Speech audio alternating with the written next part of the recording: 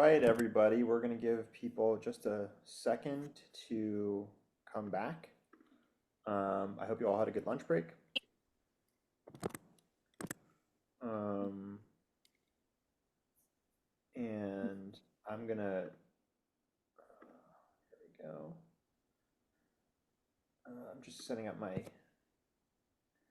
second monitor here with the presentation so I can see what we're doing. So give me 2 seconds and we'll get started. Welcome back, guys. So we're going to do a quick, just reset on the agenda and a quick breakout room, and then we'll get into building the core app that you'll be working on, this finance tracker. And as always, there'll be a chance to build stuff on the side as well. So, she's back. Tara. Yash is back, the hero, the man of the hour. All right, so I'm going to share my screen. Okay, so let's just. Oh, yeah, I think. Hold on. Okay, cool. So I'm going to hand it over to Will in a sec, but I just want to like reiterate sort of what we learned about so far. So we went from never having used Claude Code to learning what it is, what the terminal is, how to install it, and then we all built some pretty cool data analysis visualizations and learned like how quickly you can do something really incredible with it. Hopefully, I think it was like a big wow moment for a lot of people to see like what you can possibly accomplish. And what we're going to do for the rest of the the next 4 or 5 hours is push that even further. There's way more to do. There's way more that we can learn. There's way more we can accomplish. We're really just scratching the surface, and so that's what we're going to do together. Will, do you want to talk through the agenda? Yeah, so we'll do a quick breakout just to touch base with people, and then Dan's going to talk about the vibe coding loop. So it's a 3-step process to think about building apps in a bit more depth, like he was just talking about. Then there'll be 3 working blocks. So there's this like big chunks, like 2 to 4. We're actually going to break that into 3 smaller blocks where you can do sort of 3 pieces of this vibe code loop that Dan's going to talk about. And again, you'll be able to work on the main app, and you can also work on other apps on the side if you want to do that. Then we'll do some demos and showcases, and then Dan's going to just talk through and teach a few more concepts before we wrap up at 5. That's the plan for today. And Let me just jump in real quick. Yeah. So what I want to emphasize is like we're what we did in the first half of the day is just showed you how to do something without even necessarily understanding how that levels up into a workflow that you can take with you, because I just wanted you to see how powerful this is, even if you don't know what you're doing. What we're going to do now is I'm going to teach you a way to think about how to build these tools and these apps yourself.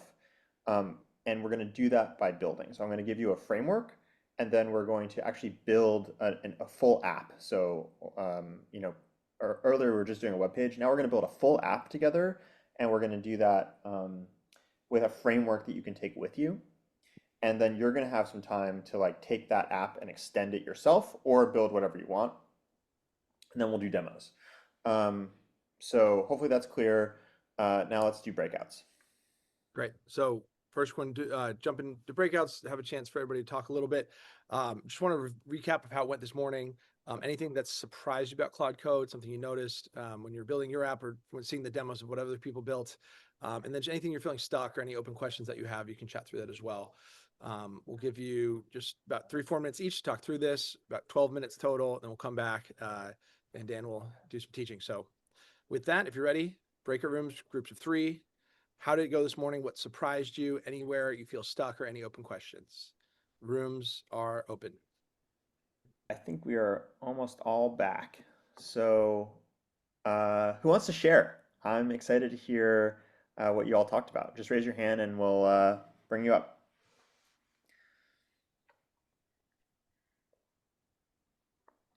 All right, Mike.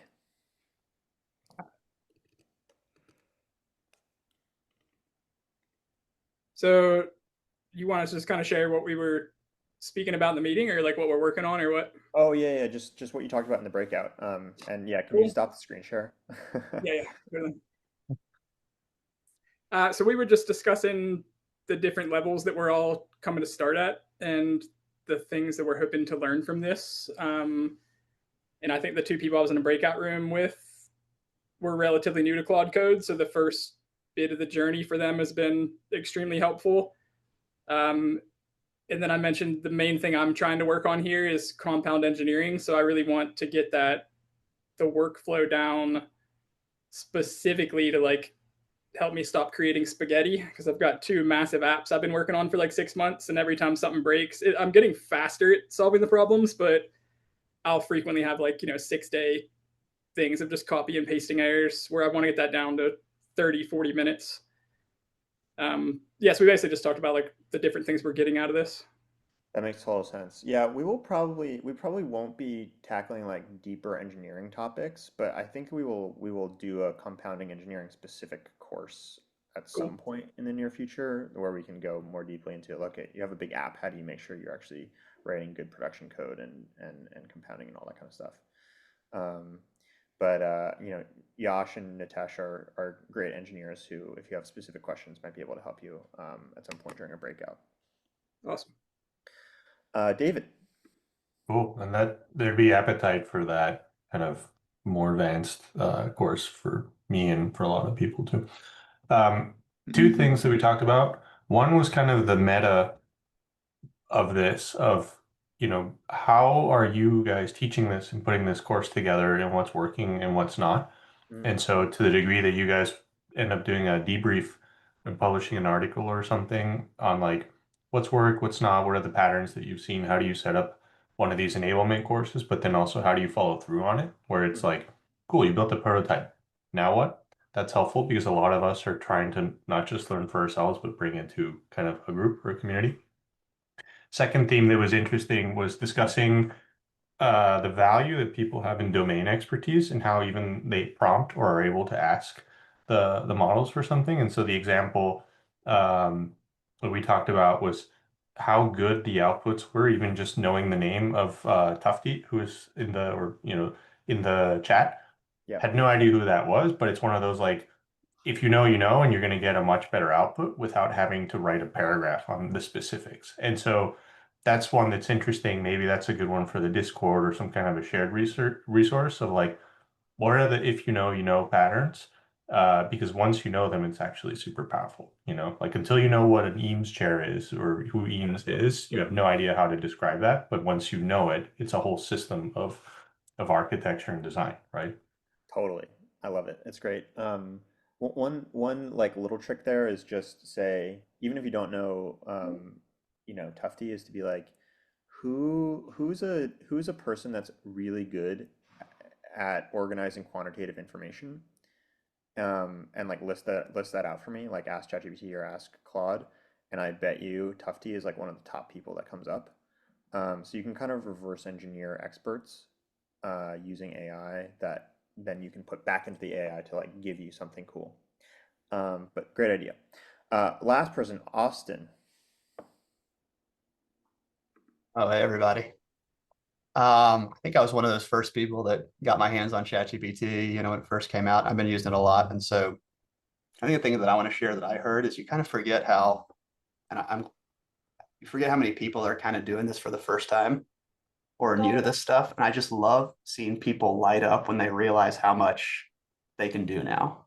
And the sense of agency and like your creativity expands, your sense of what's possible expands. And it just brings me a lot of joy, like that phone call from a random person on Saturday afternoon. Like, why is this person calling me? Oh, I like get it now. I like created a story for my kid, or I analyzed some data, or whatever it is for them. It's just a lot of fun, and so it's just fun to interact with people that are kind of having that moment today for the first time. I love it. You are totally right. That is why we do it. It is so exciting. I love the like the moment when everyone was reacting with aliens. It was like a highlight of my week. And it's why I was saying, you have permission to be excited. Like it is just genuinely exciting to have these kind of creative powers. And I think that's an incredible segue into what we're doing next, which is the next level of your creative powers. We are going to make something heavier together. We're going to make a real app. And we're going to do it in just a couple minutes. Basically, what we're going to do is, over the next couple hours, we're going to build an app in one shot. So I'm just going to write one command. We're going to make an app. Then I'm going to teach you how to like take that and actually break it down, throw it out, break it down into small manageable chunks where you understand how each chunk works, and iterate, which is like a really, I think, important workflow for building these kinds of apps rather than like doing it all at once. You kind of like build in small, understandable chunks. And we're going to just add a couple more chunks until we have a more complex app, and I'll walk you through sort of like a framework for how to think about that. Like I said, you know, what we've already built is just a web page. We want to make something more dynamic that is at an actual website, and we're going to do it with this loop, what I'm calling the vibe coding loop, which has 3 steps. It's two phases. First phase is explore. And in Explorer, what you're trying to do, well, actually, there's explore, there's build, and then there's repeat. You just go back to the beginning. And in Explorer, what you're trying to do is just as quickly as possible, just like make something that is kind of like in the zone of what you're trying to do. It's exactly what we did with our MPS dashboard. We just said, build me a dashboard, and then it showed us something. And the reason that that's important is prototyping, making something really fast, is a really good way to learn about what you're actually trying to build. So rather than like thinking about it a lot and maybe like writing stuff down or whatever, if you just make something, it's going to teach you a lot about what's good, what you like, what you don't like. And that used to be totally impossible. But now code is so cheap that, and this is the same thing is true for images, it's true for videos. Like you can just get something immediately that then you can use as a starting point to actually build your thing. So, you know, in Explorer, we're not afraid to just like quickly do something and then throw it out and start over again because we know it's part of learning. So that's the first part of the process, explore. Second part of the process is once we've just done something really quickly, it's going to tell us a lot about what we want to build, and then we're going to go build it. And what we're going to do is start over from the beginning, pick a small chunk of what we just made, really plan out what we want that chunk to be. So really go back and forth in the plan mode with Claude Code to decide, okay, this is exactly what I want it to be, this is how I want it to work, all that kind of stuff. And then have Claude build that chunk. And then what we're going to do is just repeat that process and build these small, understandable chunks, one on top of another, so that we're making something that it doesn't become too big where we don't get it. It has all this stuff that like we don't really use or don't really want, and we're making something that feels tight and like a real whole product. So just to reiterate, explore is just we're really fast, we're expansive, we're divergent. Build is like small, slow, well understood chunks that add up to something, and then we're just going to repeat that. So what we're going to build is a personal finance tracker. So something you can take credit card data, like any kind of data, any kind of finance data you have, throw it in there, and then it will like tell you about like what you're spending money on, and we can expand it in lots of different ways. We have dummy data for you, so if you don't want to use your own credit card data, you can just use fake data that we made. Or you can download the data yourself from your bank website, your credit card website. This is all going to use modern web technologies like Next.js and React, but like you should just know you're making a real web app. How it's actually working is not that important right now. So we're going to start making this app in the explore phase, and I'm going to show you step by step how it's gonna look. So let me change to my terminal, and as Dan fills this up, you'll have a chance to jump in and we'll have sort of focus work time after this. It's can be helpful to sort of follow along, see what he's doing, and then everybody can have a time to jump into this shortly after. Yeah, totally. Like watch me. I'm gonna go slow. Don't don't feel like you need to like write everything down or whatever. Like we're gonna do this together, and then you'll have time to do it yourself.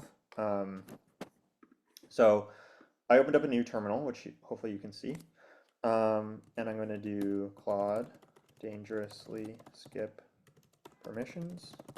Hopefully I spelled that right.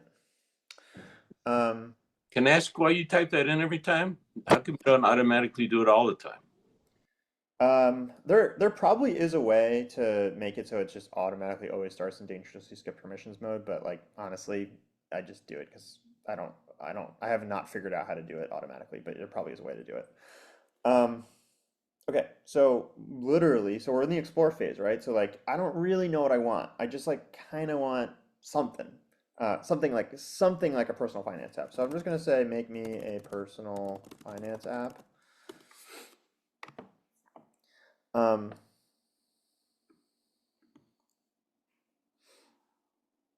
It's gonna do some thinking. Let's see what it comes up with. Start fresh. You see, it found some existing projects because I did some finance apps to prep for this.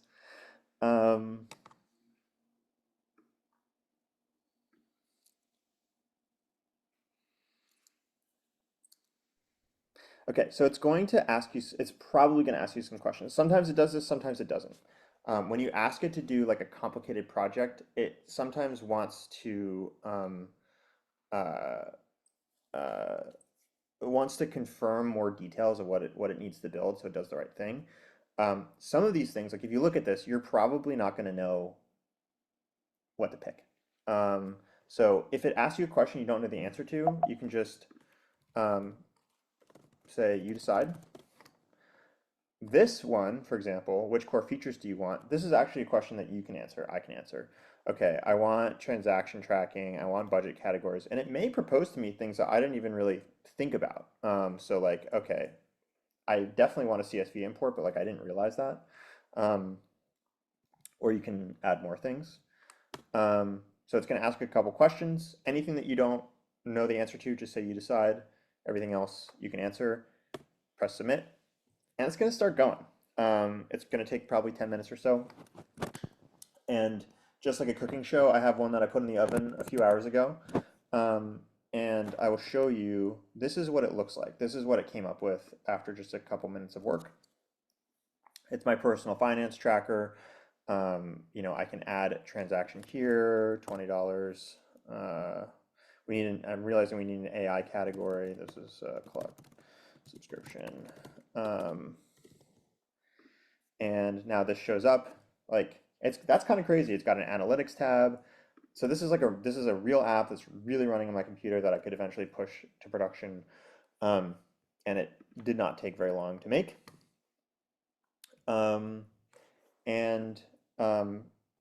That's where we want to start. You're welcome to elaborate on the prompt a little bit if you have something more specific you want to build. But basically, like I don't want you to think about this too much. I just want you to like get a personal finance app that's running and working, and then we're gonna go back and make it better. So you're gonna have some time now to go do that. And just a reminder, the things that I did was literally I went into Claude. I said, make me a personal finance app and hit enter. And that's like basically what you need to do. You're welcome to add a little bit more if you want.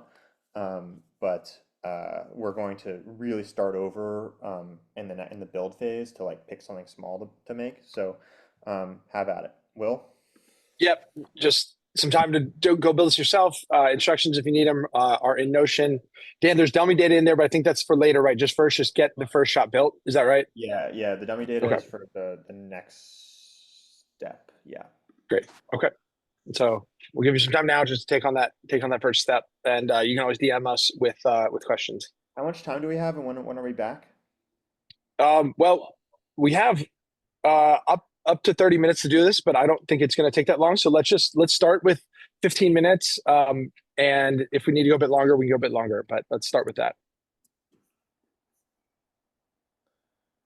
I would say I think it's gonna. Or do you think I it it's needs gonna take a longer? little longer. Yeah, I would Okay. say like let's say 20 minutes just to give people Okay. enough time. Okay, sounds good. And if you finish early, you can also work on your own apps in parallel. You can open another terminal instance in parallel. I'm going to go in a showcase room. If you want to show off what you built, if you want to tweak it and make it fancy, you can jump in there, and we'll also have some TA support in those choose your own breakouts.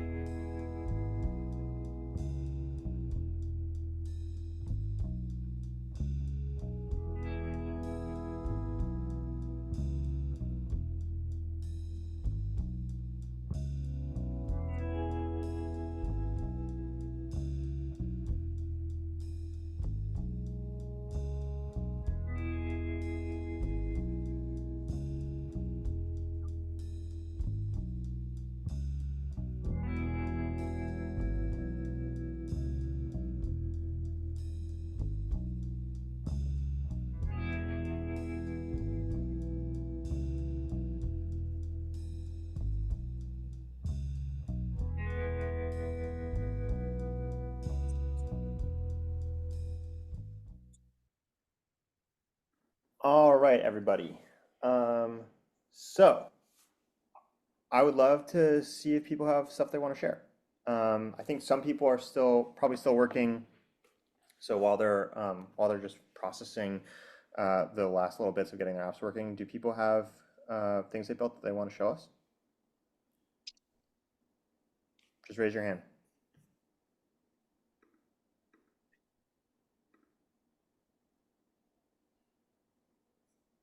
No one has anything they want to share?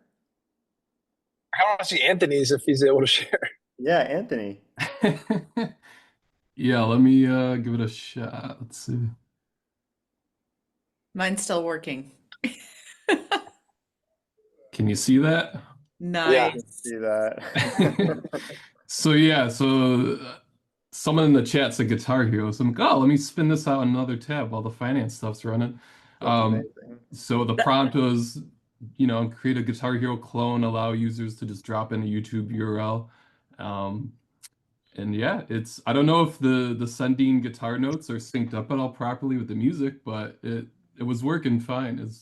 And the music video was playing in the background before, so it's pretty cool. That's really funny. I love it. Do we need more time? Like, Yeah.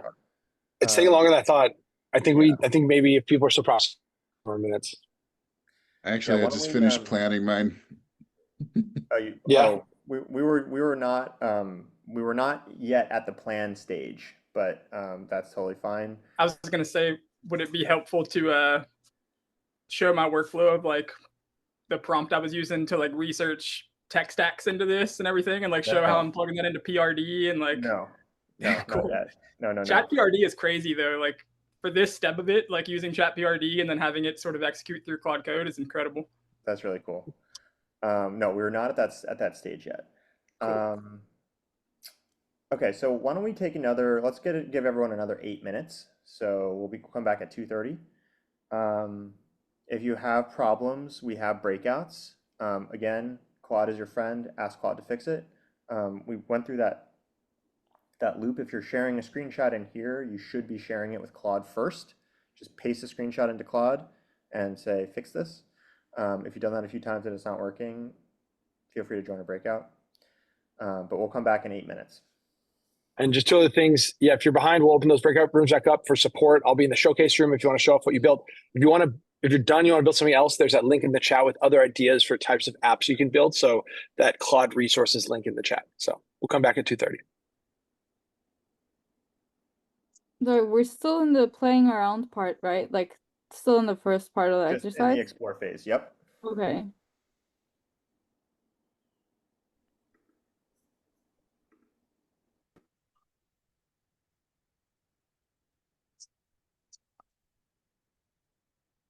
In the finance tracker, how do I create my own type or category? Say that again.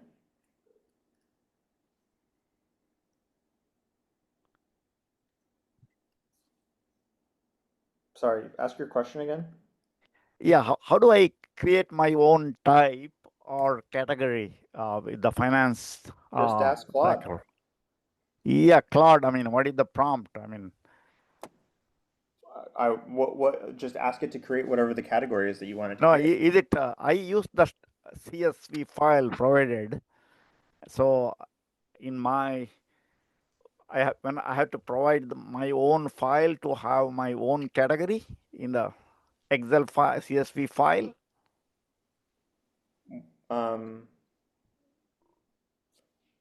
I'm not sure exactly what you're asking. Yeah, what I'm referring to is I downloaded the CSV file that is provided.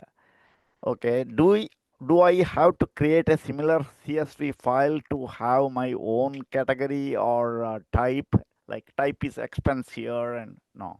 No, you should just be able to ask Claude to reorganize the transactions into whatever categories you want.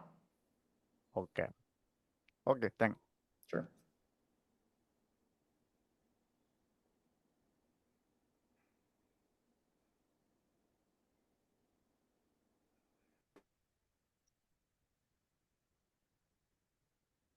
The dummy data is a node.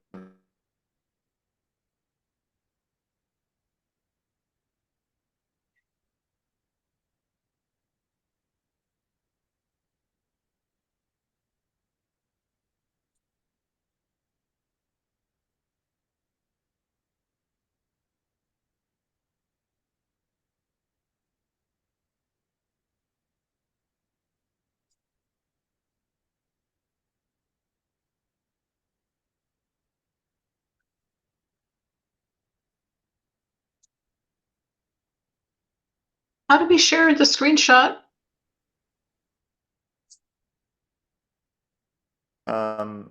So if you take a screenshot and have it, either it's going to be something that ends up on your clipboard or it's going to be saved as a file, an image on your desktop. If it's on your clipboard, just paste it into Claude Code, or if it's on your desktop, just drag it into Claude Code.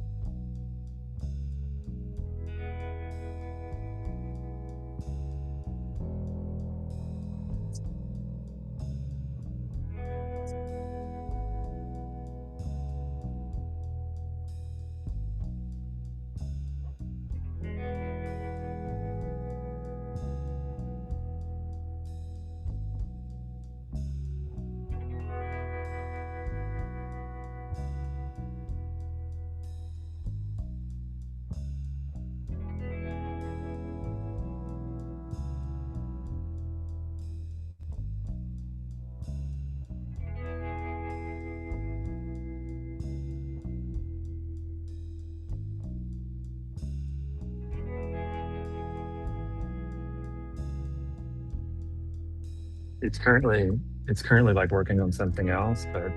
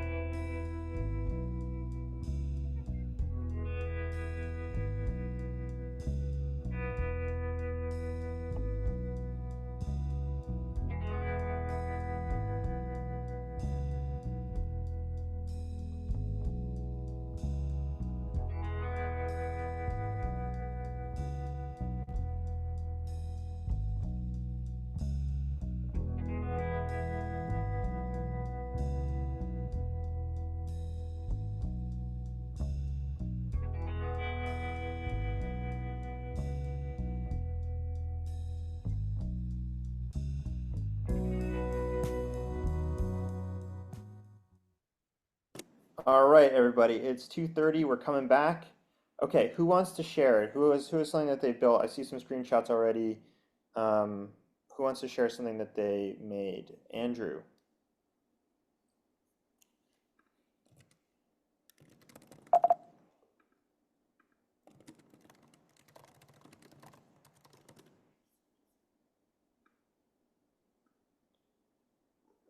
Andrew, we can't hear you. Sorry. Can you guys hear me now? Mhm. Okay. Let me jump over to my app. Sorry, I've got a million things open. Andrew, we need to get Claude Code to clean up your tabs. Okay.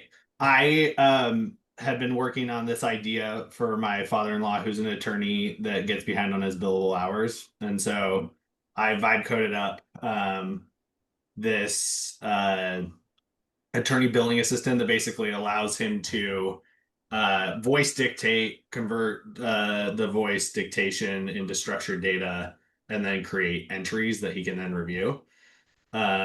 So we could say something like reviewed legal docs for our every program and for 17 minutes.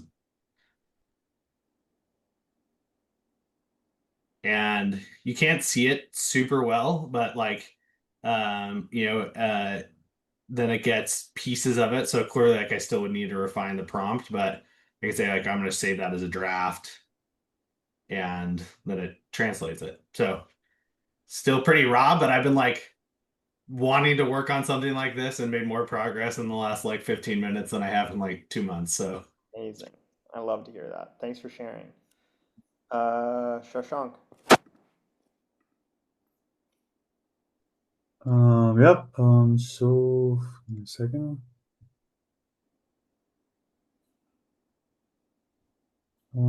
So I went ahead a little bit ahead on the finance tracking thing. Whoa. So currently Claude's sort of fixing this up, trying to make it better. But oh, okay. So I got to click, and yeah. I didn't want to make a traditional like vertical scrolling thing, and for some reason I just thought of I sort of took inspiration from a lot of the chats, like making a liquid death themed what was it the NPS project. And like, okay, what can I think of? And suddenly MoMA popped in my head, and I was like, okay, why not try that out? So I haven't really checked the data as such, but I'm just sort of going for a more visual aesthetic where expense tracking isn't that fun. So thought of making something a little bit more pleasing to the eye. And I think this is something pretty cool where trying to figure out what I want to get in like 3 months, like savings, like long-term savings, a new life experience. What do I want? Okay, let's say I want to go on a vacation. And how badly do I need it? A year seems pretty good enough. So sort of spun this up like, okay, I got to keep my spending to like $2,000, so I can probably make up the savings for that. So yeah, that's pretty much it. That's so amazing. Still spinning some stuff. What a cool discovery. I can't remember the name of the person who discovered this earlier. So if it was you, get some credit in the chat by saying it was me. But such a cool thing to find that slideshow, and I love what you did with it. So thank you for sharing. Yeah, thanks. It's fun. Lucas.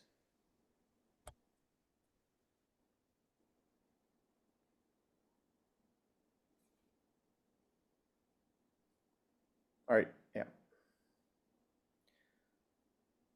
And Sorry, I had my hand up. I believe went way too into the weeds, and then I had not enough time to catch up to do the real project. So I'm just gonna enjoy people's. No worries. Shashank, I think you might still be sharing. Someone is still sharing. Yeah. Great. All right, one more, Roberto.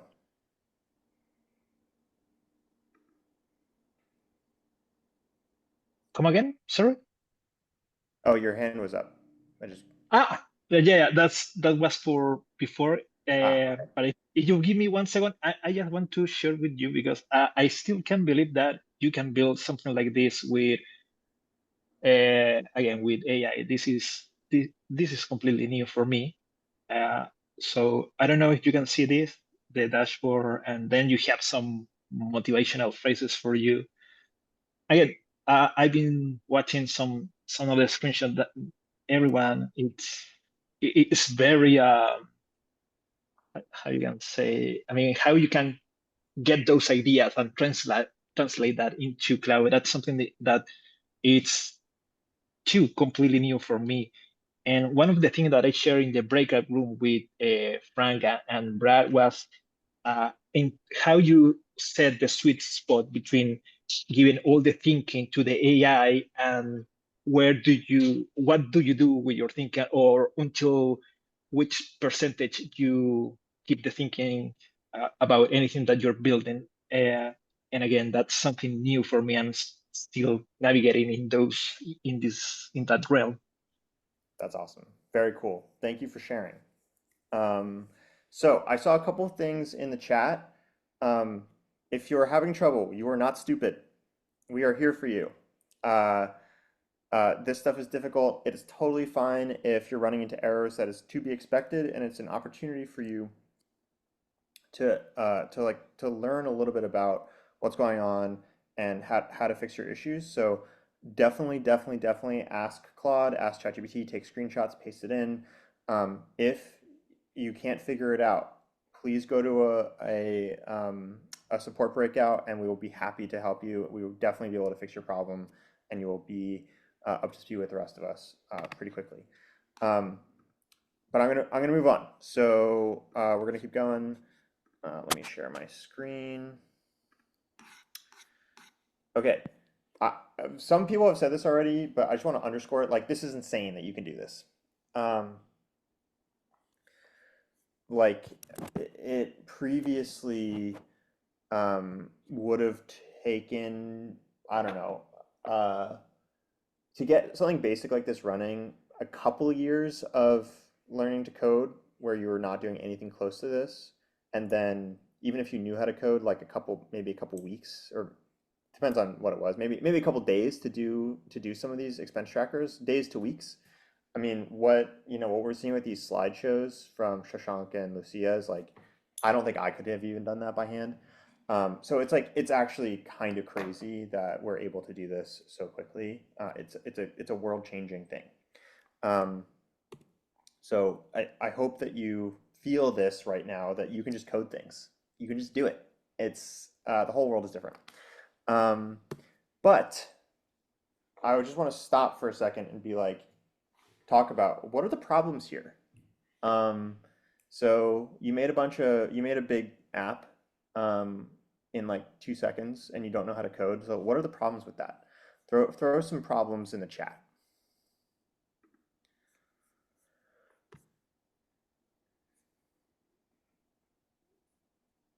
Security, data model, it's a black box. I can't track progress. Formulas, would it scale? No backend database. Not understanding what I just made, really.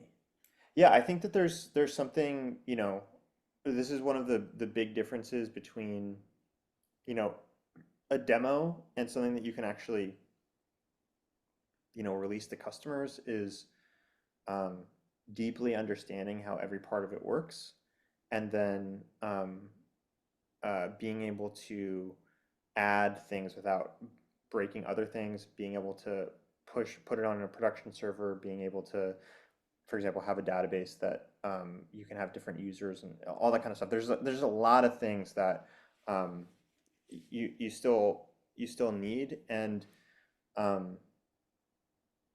so I think there's a ton of power, but now learning how to control that power is probably your next step. And we're going to move into another part of the workflow that, even if you're not a professional developer, is going to help you get a bit more control and understanding, so you can be more precise about what you're building and you don't get lost in like tons and tons of spaghetti code and these like gigantic apps that you have no idea how they work, and they have tons of stuff you don't want, because there's so much power that I think that there's a tendency to overbuild, and we don't want to do that because it makes things too complicated. So let me just, am I screen sharing still? No. Okay, I'm going to move back to my screen share. So I want to remind ourselves of the loop that we've been talking about, explore, build, and repeat. So we've done the explore thing, which is just like vibe code, like a, make me an expense app and just like see what it does. And this is a way, if for people who have gotten their app working, it's a good way for you to know what you want and don't want. It might have actually revealed possibilities to you that you hadn't considered before you made it. And it might have actually, like, once you saw the app, you might have been like, oh, I definitely don't want this thing, but I do want this. So the purpose of this is actually not to make an app that you keep. It's to just figure out what you actually want to make. You make things by making, you figure out what you want to make by making prototypes. So what we're going to do now is move from the explore phase to the build phase. And in the build phase, we're a little bit more intentional about how we make things.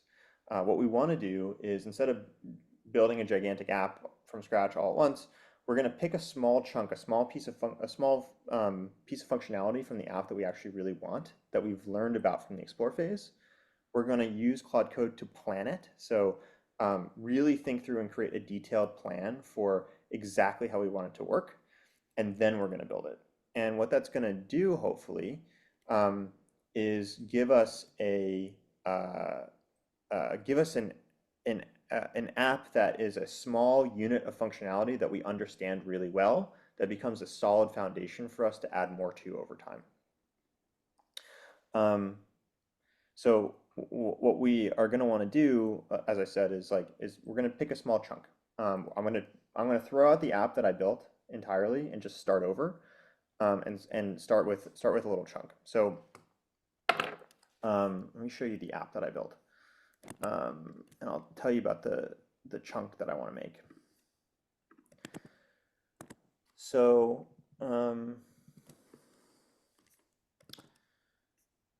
when I built this app, what I realized is that I actually didn't really need any of this. I didn't really need the add transaction button because I had this CSV of expenses. What I really wanted was something like this, was actually just an analytics dashboard, like a detailed analytics dashboard of all my expenses. And I wanted to add like a couple more things to it, like the ability to change the dates for the analytics, so I could see, like, okay, just month by, like, in a particular month, where did I spend money, all that kind of stuff. And I wanted it to be categorized well.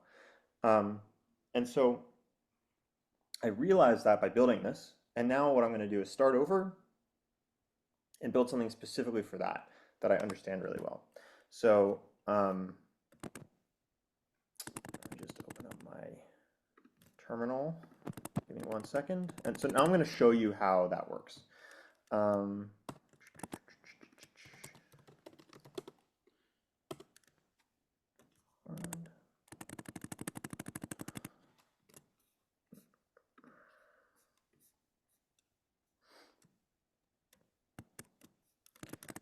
All right, so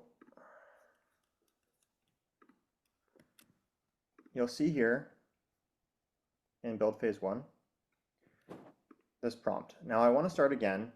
Please put the current project into an archive folder for reference later if we need it. This you only need to do that if you're currently in a project. I want to build a personal finance app. In an ideal world, I can upload a CSV of data like the one you find here with the path. And then it'll be displayed on a dashboard that organizes and breaks down all the expenses in the data with nice graphs and visualizations. Also, I'd like to be able to select time ranges and have that updated data. So, like, basically what I realized is I don't need the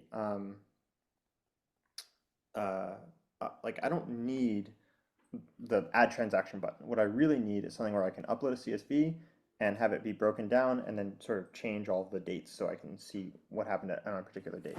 So what I'm going to do is I'm going to start Claude. I'm realizing that this is in the middle, which makes it a little bit difficult. So I'm going to change this to you find it at the end. I'm going to start Claude. I'm going to copy this. So copy it right out of the Notion. We're in Claude, so you see the alien. And here's the wrinkle that we're going to add. The wrinkle is I'm going to put Claude into plan mode. So instead of having Claude build something immediately, what what we can tell it is, I don't want you to build anything. What I want you to do is plan out what you're going to do so we can get on the same page. So and I do that by pressing Shift and Tab. And this is all in the Notion, so you'll be able to see that there. But I press Shift Tab, and you'll see the mode changes. Now it's in Accept Edits, and now it's in Plan mode. And Plan mode is just telling Claude, don't do anything. Just think with me about what we're going to make. So I'm going to press Enter. And usually it'll ask a few questions.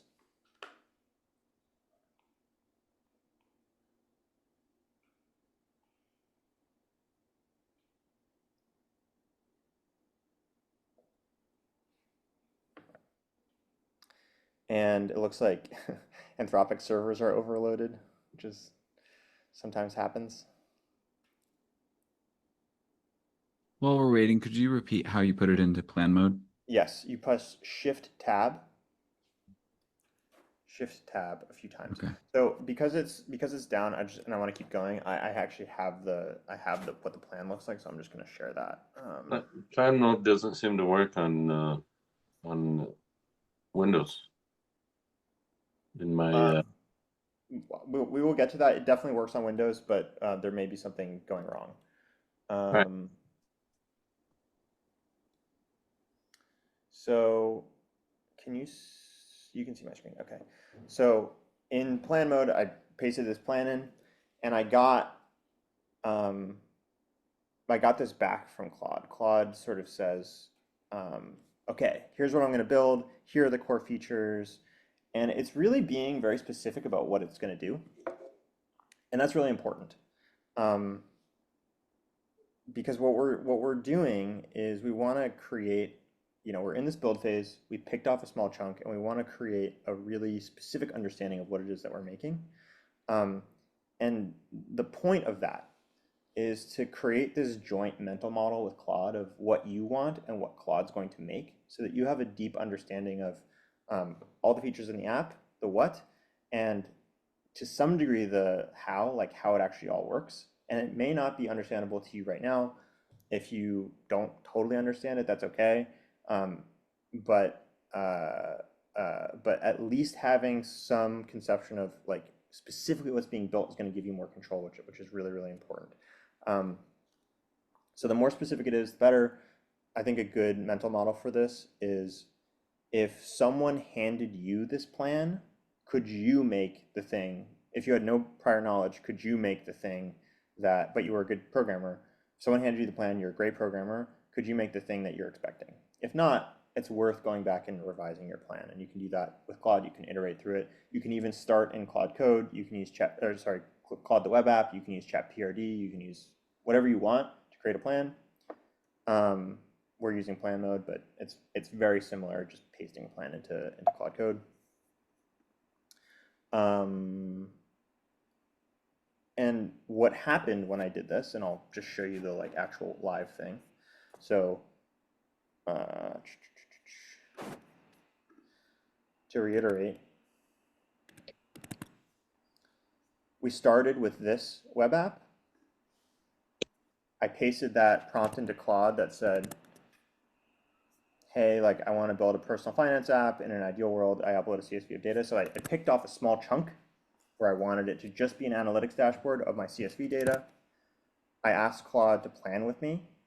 So we went through these questions that you already have seen. I'm just gonna say yes, yes, yes.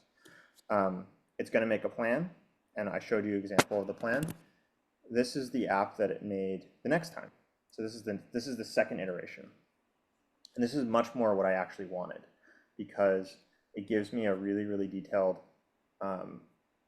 spending dashboard. There's no extraneous features. I can upload a CSV, which you can see here. So I can upload a CSV, and then it turns it into the dashboard, rather than having to make the dashboard manually by adding transactions. So what we're doing is we're compressing what we're doing down into a small, understandable chunk. We're planning it in plan mode, and then we're building it. So that is the next step. What I want you to do is throw out what you've built. You don't have to delete it, but like start over. Start over with a small chunk and really see if you can understand it and make a plan that you feel good about and have Claude build that chunk. And what we're going to do is we're going to have several more work periods where you're going to be able to build chunk by chunk up into something new. And you can do that. You can do this with the expenses app, or you can do it with your own app. But the idea is brick by brick, use plan mode, build stuff that you understand. And yeah, so if you have problems or questions, we have breakouts. I'll also be here. Will, how much time do we have until for people to work So until we come back? the full block is till 3:20. My senses go to about 10 after, and then we can do kind of check in, a bit of a share like we did before. So does that sound good? About 20 minutes? Great. So about Okay. 20 minutes. Yep. And then instructions, the Notion doc in case you need them. If you're ahead, as always, we'll drop a link to build other apps. We'll have the showcase room and the TA rooms open as well if you want to jump in those. All right, guys, best of luck.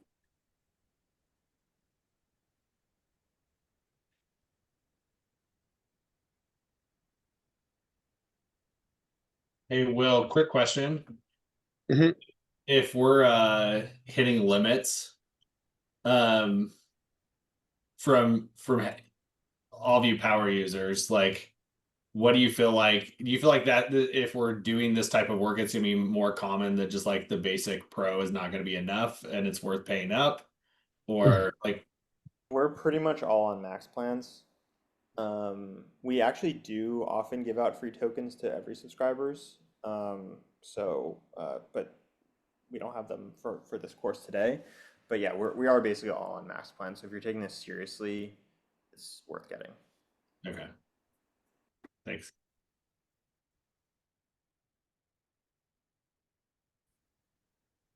Great. And then, Dan, maybe if you want to get a little music going, and I'll get into it.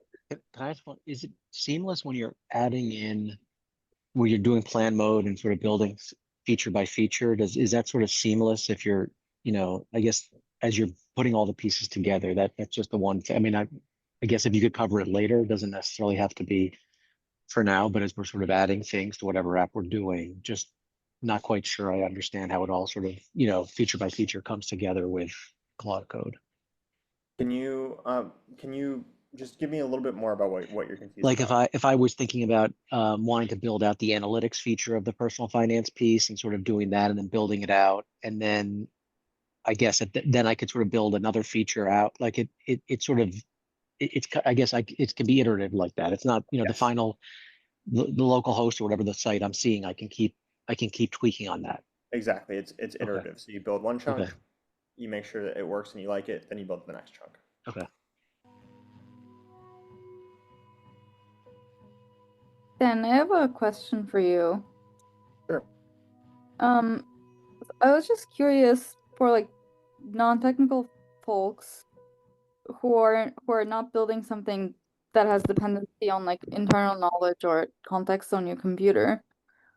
What's is there an advantage to Cloud Code over something like a Lovable? Because like my experience with Lovable and Replit and stuff is that it's good, but like then you kind of like hate your life in like the last 20% of it, right? Like, is Claude Code different? Because I feel like I've frequently like have gone through that journey of like, oh shit, this is amazing, to like, oh wait, this like doesn't quite work, and I feel like I still need to be like quite technical to actually build something production grade.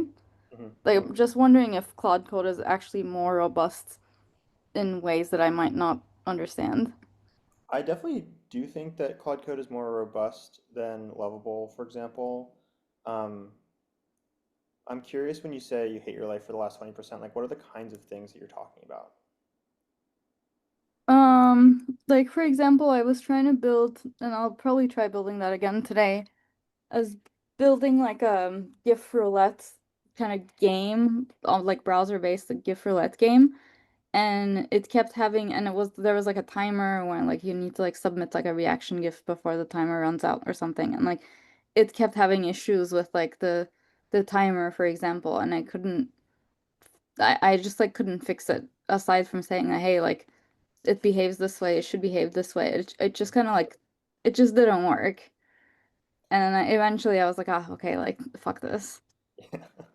Um, I would basically like because Lovable is really intended for people who can't code at all, they have to build like a whole system of guardrails um, around the UI and around the system that uh, keeps you within the zone of what it's able to do and what it's able to build. Claude Code is a bit different because it's on your computer and it can do anything a programmer can do. So its ceiling is way higher.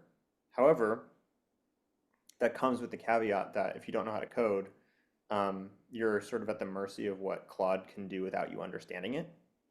And so that is a ceiling. And the ceiling of what you're able to accomplish is getting higher and higher. You're going to be able to do more and more and more over time without knowing how to code. And the primitives that you're learning or the skills that you're learning, like, okay, I'm going to one-shot something or I'm going to plan something, like all that kind of stuff, those are going to be like more technical skills soon.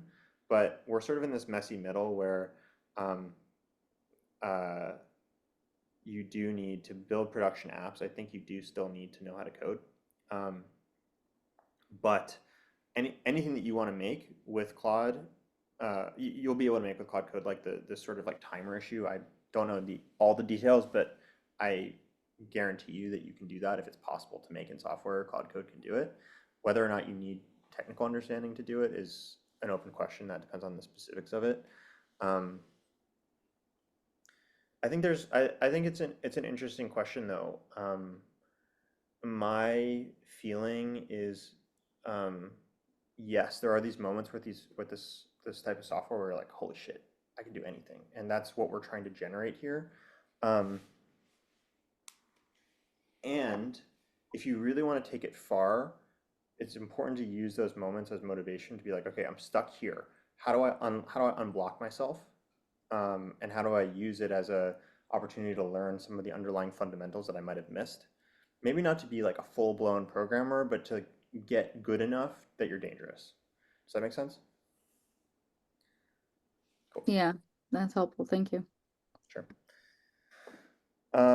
All right, so we're gonna come back. I just want to do a quick check-in, a quick poll. If you need more time, react with, let me just find a clock. React with the clock in the chat, just so I have a sense for like how we're all doing. But basically, we're in work periods for the next hour or so until we start doing demos. So feel free to hit the clock if you need more time. It does seem like we need a little bit more time. If you are someone who is ahead already, feel free to keep rolling away, just keep working. And let's do another 8 minutes or so, and then we'll come back. I'll do like a little bit more of a lecture, and then we'll go back to another work period. So we're coming back at 3:30 in 8 minutes. All right, everybody, it's 3:20. So we're gonna head back. Will, I know you wanted to do a Q&A. I'm ready when you are. Yeah, there's just a few questions I'd seen in the chat. First one, Justin had this one in the showcase room too. Is there a way to share visual examples with Claude to give it some design references for the front end UX? Yeah, I mean, just paste them in. You can just paste them into Claude. The other advantage of having it on your file system and also having it have access to the web is you can just have it look at any images you have saved on your file system, and also look at websites. Cool. Question from Nosley just about best practices on getting Claude to fix errors, like categories not pulling or heat map is not displaying. Do you batch the errors? Do you fix them one by one? Do you skip some and focus on the big picture first? Like, any thoughts on that?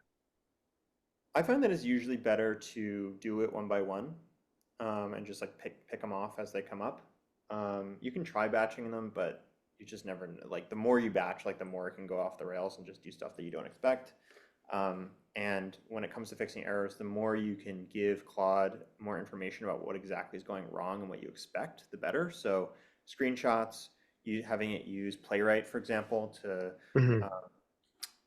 like go reproduce the error itself, all those things are really, really helpful.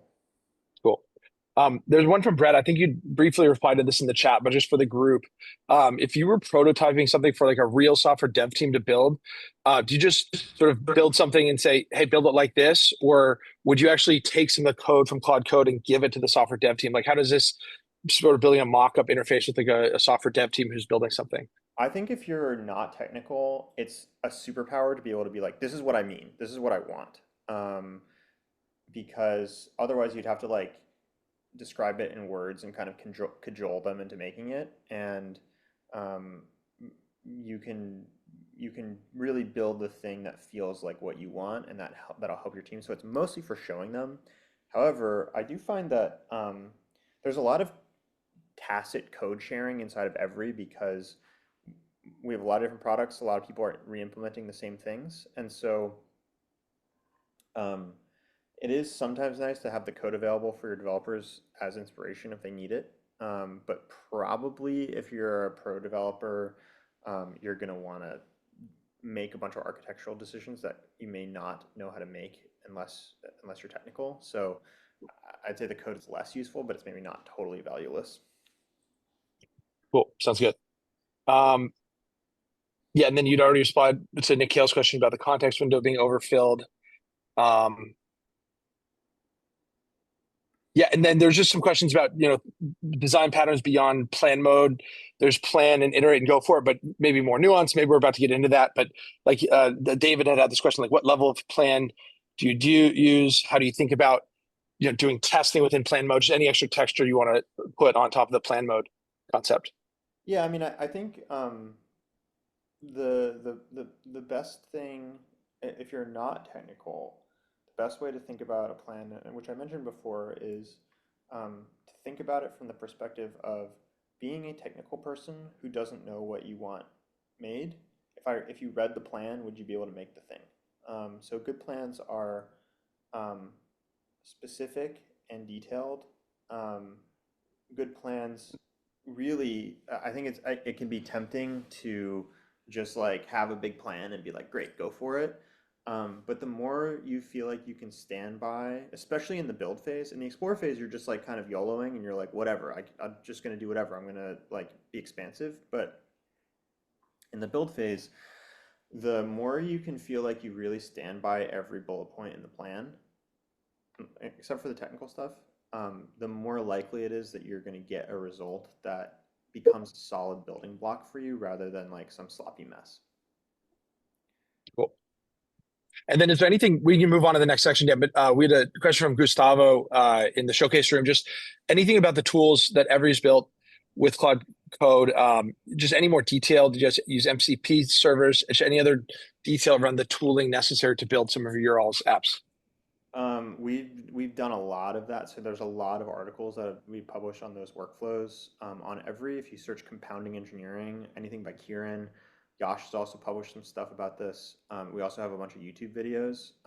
So a lot of it is more technical, so I'm not sure how relevant it is to most people, but we have an engineering philosophy called compounding engineering. And Kieran who's the GM of Cora, has built a bunch of stuff which you have on our GitHub that are like Claude Code plugins, basically, that let you use Claude Code better. If you look at the Every Marketplace plugin on our GitHub, which I just pasted in there, you can see some of the prompts and commands that we use. Great, thanks. Yep. That's all I got. Sweet. Okay, so we're about to go into another build phase. The thing I want to just there's a couple more things that I want to make sure we're clear on before we move on. One is, let's just reiterate the loop. So you've explored, and then you've built a small chunk, and now you're going to go build another thing on top of it. And In the explore phase, you're trying to be divergent and experimental. You're trying to do stuff with very little planning so that you can understand what you want to build. And then you're throwing it out. You're planning a small chunk, building it and refining it, and then moving on to build another chunk. So now we're going to have another work work block where you'll be able to build more stuff. A couple things to know that you might not have noticed about Claude Code. To stop execution, you can press escape. So that'll stop Claude from doing whatever it's doing. If you can also talk to Claude while it's working, and it will queue your messages. We did not talk about using GitHub, which we can discuss. Claude will queue your messages, so you can like just give it stuff to think about as it's working. Another important thing is you can revert back to a previous state of the chat or the code base by pressing escape. So 1 escape is going to stop the execution. 2 escapes is going to allow you to revert back. So as we start to stack our bricks here, you may realize that you want to move back to an earlier version, and that's really good for this. So there are some questions about GitHub and version control. I opted not to do version control as part of this course because we're really starting from scratch, and there's so much to think about and so much to learn. And Claude Code gives you some rudimentary version control because you can revert back to earlier versions of your project. If you know how to use Git already or know what Git is, you can ask Claude to use Git to do version control, but I don't want to confuse people by like forcing them to understand that whole thing today. I think there's too much to understand already. Okay. Oh, last thing. You can work on projects in parallel. You can even work on features in parallel. But I would suggest you be careful about running multiple Claude codes in the same code base at the same time. So one at a time, but feel free to work on multiple projects. You can do as much as you want to do. Hey, Dan, real quick, was there anything about the spending breakdown in the slides that you wanted to share before we get into this next work phase? You talked about the new work tree, and just maybe I think there's a little bit of detail we wanted to share there before we get into the next work phase. I don't know. I don't think that that's so relevant at this point. Okay. Yeah. Okay. But I appreciate it. So we have another work phase. How long is that going to last, Will? We have this one going. We have till 4. Till 4, and then demos are at 4. Yes. Okay, cool. So we've got another 30 minutes until 4 o'clock, and that's when we're going to be doing demos. So I'm going to put on the work music and have at it, make something awesome, and I'm excited to see what you make. Again, I know this is a long day. It's 3:30. We've been here for a while, but we are now. You have all the skills that you need to make something awesome. So get psyched. We have 30 minutes. We'll be back at 4. Cool. I said, all right, everybody. It's 4 o'clock, top of the hour. We are going to start demos soon. If you're feeling good, if you're feeling excited, react with an alien. Just so I know everyone's here. What I want to do before we get started on demos is just take a little bit of time to talk about workflow. So the workflow that we went through today is really targeted at if you're someone who has never coded before. How do you get started figuring out what to build, and then how do you make sure that you are targeting small bricks of features that you can stack one on top of another, so that you're not building this expansive app that you don't understand. There are more advanced workflows that we use at Every that you can use if you're technical. The workflow is called compounding engineering, and you should search that on Every if you want to learn more about it. We just published a podcast episode with Kieran and Nitesh today where they talk about that. So if you really want more advanced workflow techniques, we have that for you, and we'll probably do a course on it soon. But the way to think about the workflow that we went through today is there's really two ways of working with AI. One is a very exploratory way of working with it, where you're just getting it to do a bunch of stuff. You don't necessarily need to understand it. You can do it all in parallel. And it lets you explore the possibility space of the thing that you want to build, so that you can learn about what works, what doesn't work, what are the issues, what are the errors. You know, for people, for example, who are like, oh, maybe I'll do a React Native app and make it iOS. Like, you probably ran into a bunch of errors immediately that told you, like, I probably shouldn't do that right now. So those issues actually help point you in the direction of what you do want to build and what's possible for you to build. So explore, experiment, that's one phase. And then the next phase is really picking something small, making a detailed plan for it, executing the plan, and then iterating on top of that. So I know there's a lot of questions about workflow. That's the basics in a nutshell. That should be accessible to everybody on this call. If you care about doing more detailed workflows, check out Compounding Engineering. We'll throw some links into the chat, and we will have a course on that probably at some point in the near future. Now, let's get into demos. Hey, Dan, can I just ask one? Sorry, can I do one follow up on that? Like, just could you share a little bit more? So, like, through the lens of the finance app, like, can you just maybe talk through a little bit more about like specific pieces that you could attack one by one, and just how it would all sort of come together if you were to do, how many chunks might it be? Is it like 10? Is it like 3? I don't know. Is there just any extra detail on the finance app as an example where you can just give an extra layer of detail there? Yeah, to make it really concrete, like, let me just open the app.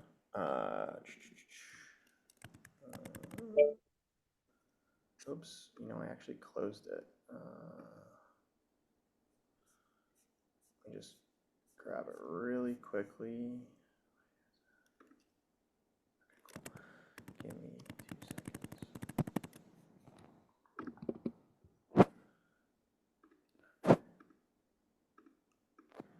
So, share.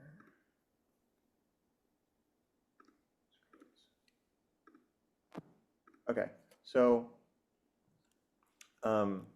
this is my finance app that we made. This is the step 2 of it. We picked off a chunk. We were like, I want to do a CSV upload, and I'm going to just now upload a CSV. And when I do that, I get this really beautiful dashboard. This is exactly what we wanted.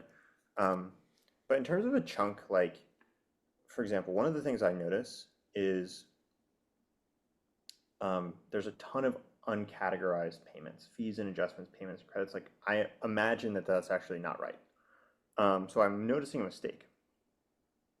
And what I can do here is first just try to one-shot this. And I did this actually, like, in preparation for this, just like say, can you fix this? And I realized that it wasn't good at it. And it's actually very complicated to categorize credit card transactions easily. And so that's actually a really nice chunk of work to then say, okay, my next chunk of work is to make a really robust transaction categorizing feature. So I'm going to start Claude. I'm going to tell it about this issue. I'm going to plan with it and go back and forth to both like figure out what's the root cause, like why is this the way that it is, and then what would be a plan to break this out into a more robust set of categories, and then I'm going to build that feature. And the result of that will be, this is mostly the same. We're not actually changing that much about this. We're just changing the way that all the transactions are categorized on the back end so that this goes away. And that's a nice chunk of work where you're noticing something small about, in this case, something small about, okay, there's an improvement I want to make. There's something that's like not quite right about this. And then you are going down into the details to like really plan, how can I make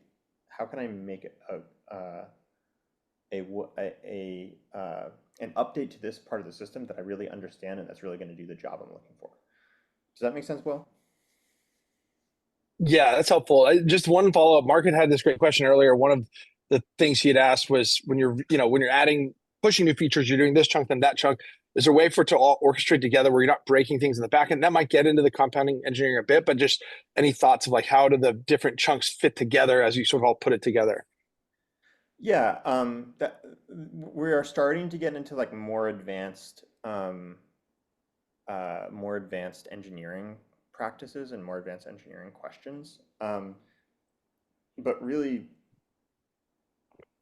because you're going step by step, and you're trying to pick off chunks that are self-contained, that are like small enough that it affects like one part of the app, you should for a lot of these use cases, you should be able to avoid like breaking earlier parts of the app if you're doing something like really well understood. It does get complicated. Developers have like lots of tools that they use to fix this, like tests, like running tests, basically. I think there will probably be more automations for this in the future, where it'll just like go through and use your app a bunch of times and make sure that it hasn't broken anything. But for now, the key is like breaking off a chunk, building a chunk on top of it that you understand, and before you move on to the next thing, like test it thoroughly, like actually use it yourself to see if it works in the way that you expect, and don't move on to the next thing until you're done. Nice. Cool. Thanks. Yep. All right, my favorite part of the day. Let's see what you made. Who wants to demo?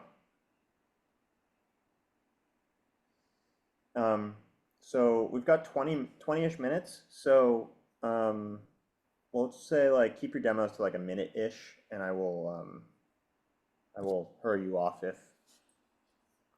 you go too long. Ryan, take it away. All right. So I kind of expanded on your app. Hold on.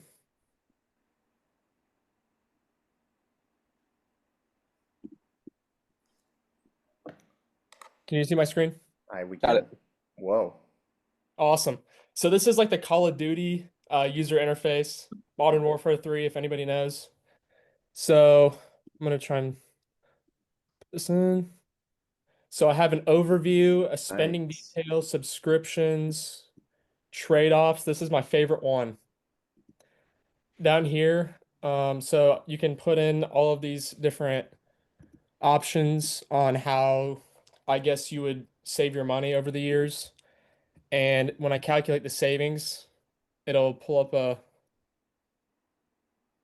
little feature right here. And then I try to get Curious George to be on the left side of the screen, but it's a copyright.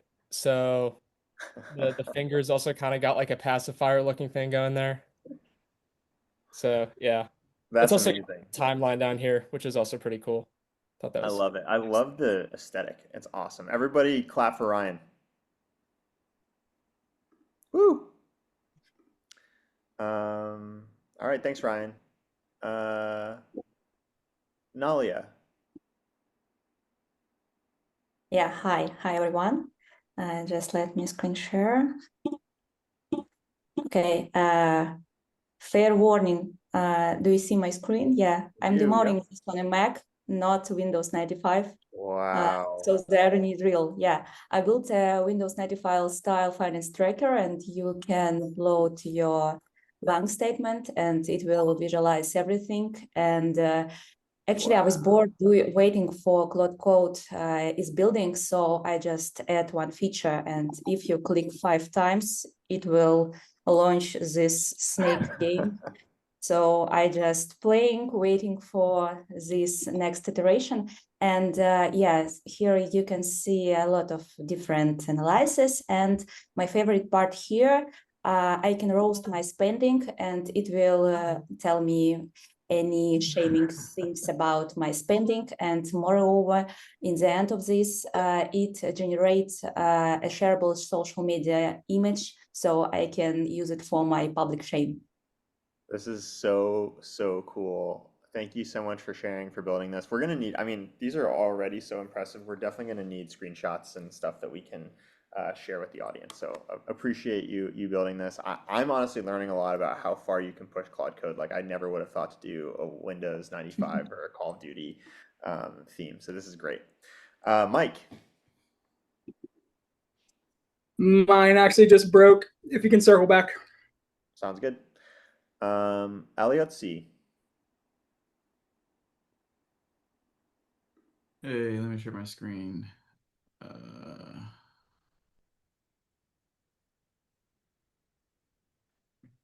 So, I mean, this is kind of like the basic thing that I put together. Let's see, upload a new CSV, clear the data, and it'll cache it as well.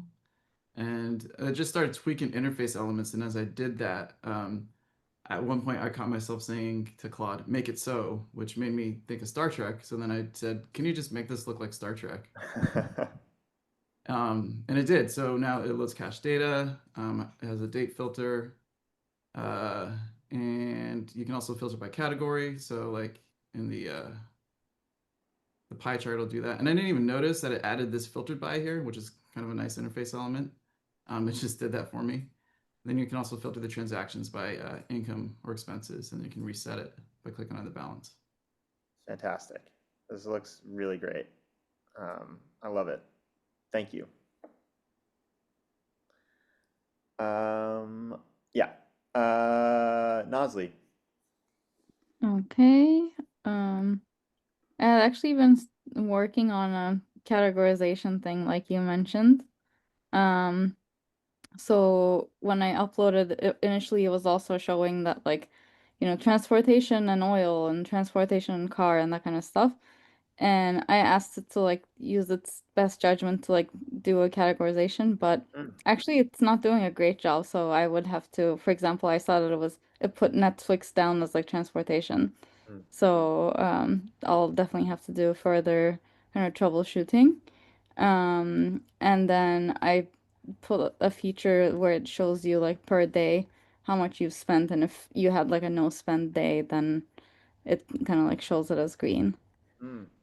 That's cool. If I was taking it further, I would probably add like a streak, kind of like a Duolingo like streak feature of like no like longest no spend streak or something. I like this.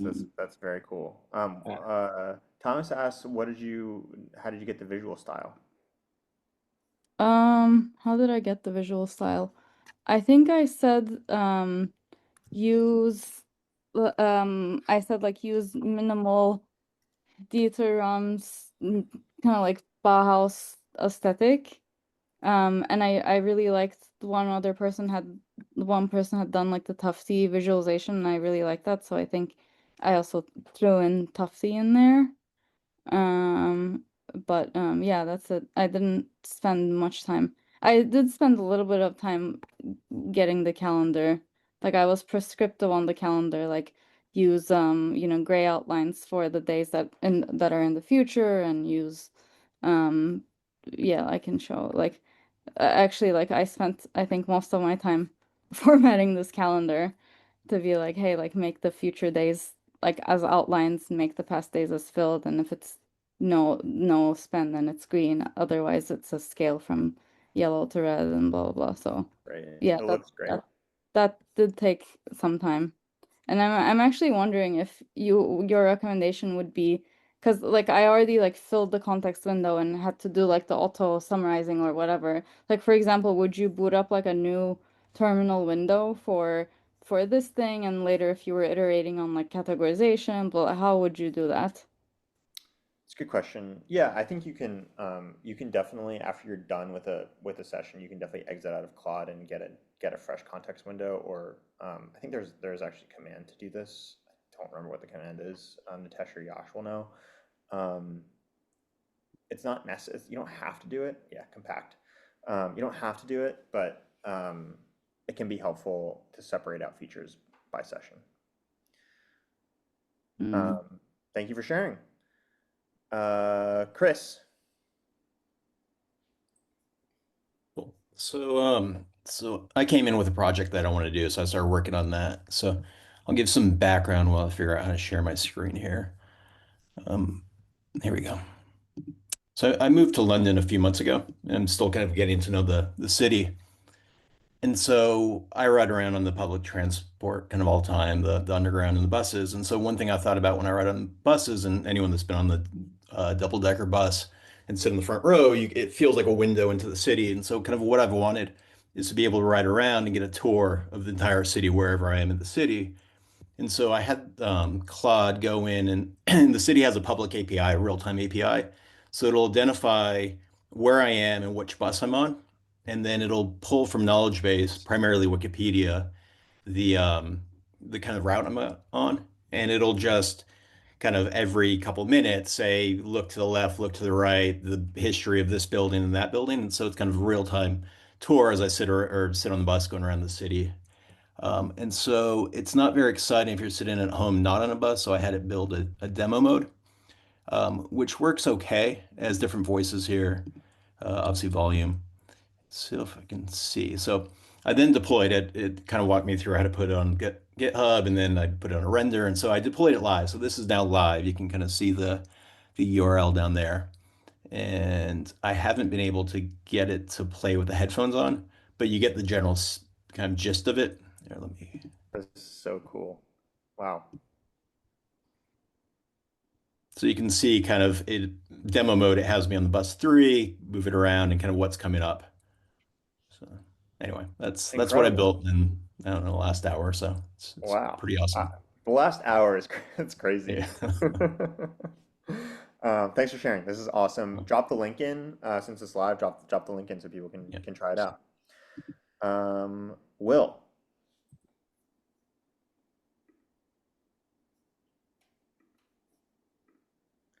Will, are you there? Yeah. Let me see if I can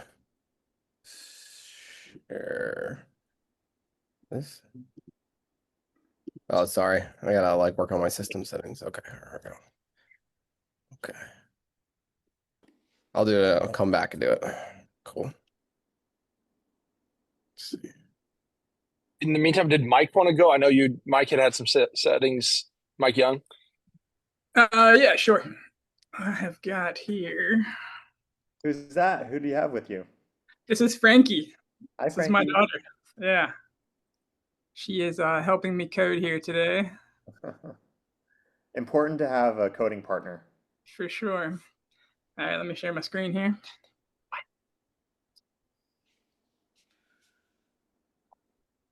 Hold on one second. I'll tell you in a second. All right.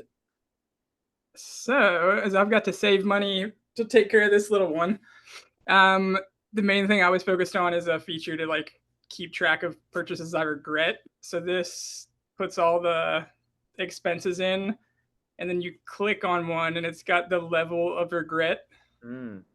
Then you can save it, and then you'll have all sorts of analytics for like, you know, which weeknights essentially you're doing stupid purchases or anything like that. I'd like to have it eventually break it down to time of day as well.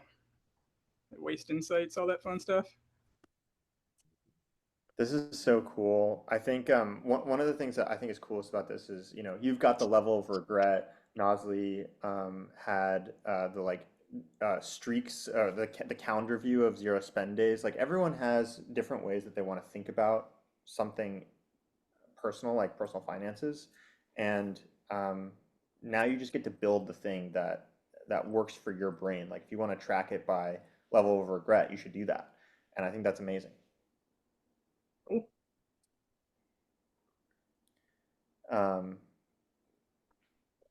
Cool. Are you demoing something else? Yeah, no, I'm done. I'm closing down the share. Great. Yep. All right. Sam. So I was trying to make the like visual diagram that Monarch Money has. And I'll share it, but also like I didn't really know what it was called. So I just took a screenshot of it and told Claude, and then Claude was able to come up with the name. Then it took a bunch of work to actually get it to render, but per your great instructions, Dan and team was just kept giving screenshots. Eventually it had me like go into the developer console in my browser and find a message, which I wouldn't have thought I'd know how to do, but it gave me very simple instructions. And then I got this, which is pretty cool. And then at the end, when I told it I was going to present, it suggested making a privacy mode, which I thought was a nice suggestion. Whoa. So. That's really cool. I love it. Awesome. Thank you for sharing. Nicola.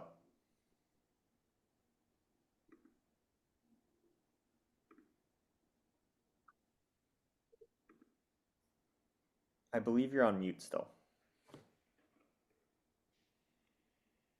Hi. Can you hear me? I can. Okay. Yeah, so I just wanted to make something very simple that would like show me like where I'm spending money. And I'm very visual, so I just wanted it to look nice. And then I kind of went in and had it like make it so that I could easily organize things by like category or by like vendor, so I can see if I'm like spending too much in one place. And then I also had it do these buttons and add another button in case like I need to add a category that maybe isn't here. And then within each one, you can just like go in and you can see also like percentage spend in each place, which I've never built, and like I've never even opened terminal before today. So it was kind of amazing to be able to like create this. That's awesome. This is so cool. It's like such a real app, and it also seems like it really reflects you. So amazing. Thank you so much for And sharing. it also installed it into my apps for me and has put me a little icon on my desktop bar that I can click on anytime. Cool. I love it. All right. Will, you're back up. All right. So I'm very impressed by everyone's ability to show their UX and their design skills, because that is not my strong suit. So I just went for functionality with mine. So kudos to everybody on like their amazing designs for the app. So this is just the app that I created. It's pretty simple.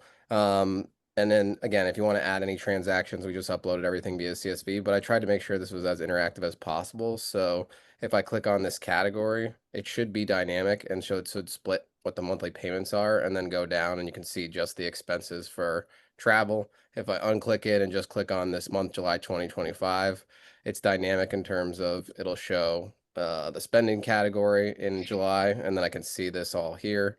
And then again, if I just wanted to filter again by, call it entertainment, which I think is the small one.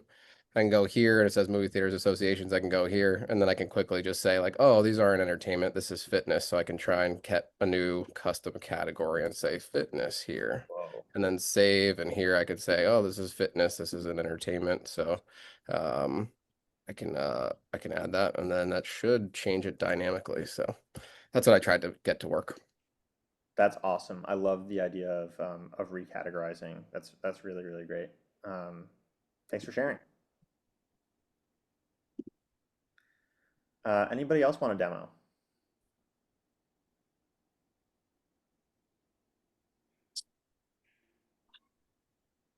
Come on, don't be shy. I'll show something. Great. Oh, Luca just raised his hand, but I can go quickly. Go. So I went rogue. I didn't do anything for finance, but after seeing Nicola's, I'm like really wishing that I had that one on my computer. I also am working on my own project, so I kind of came in with an idea of what I wanted to do. I'm building a fresh start program in January. I'm back to using 2 monitors again. I'm sorry.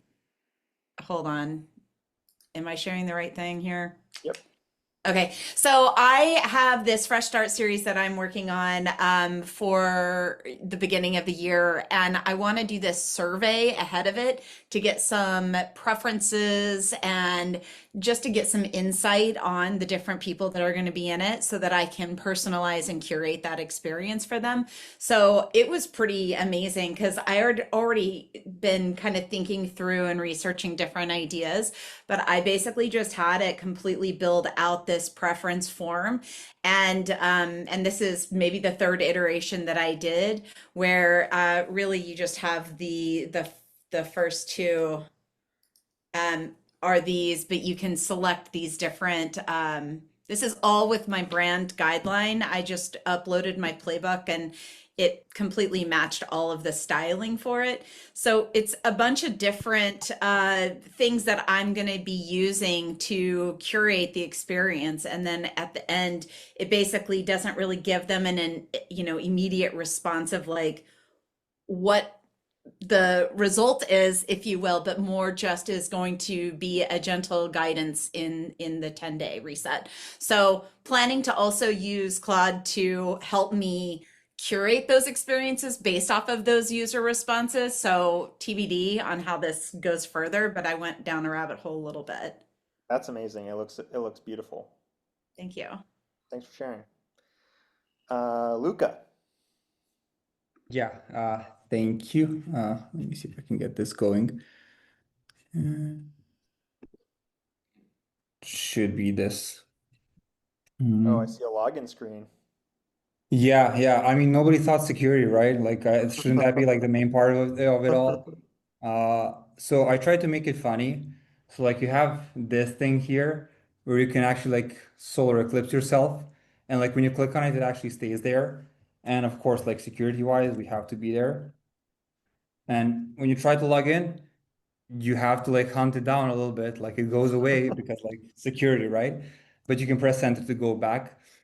And like basically, of course, it's no data there. It took me a long time to actually figure out how to remove mock data from all these.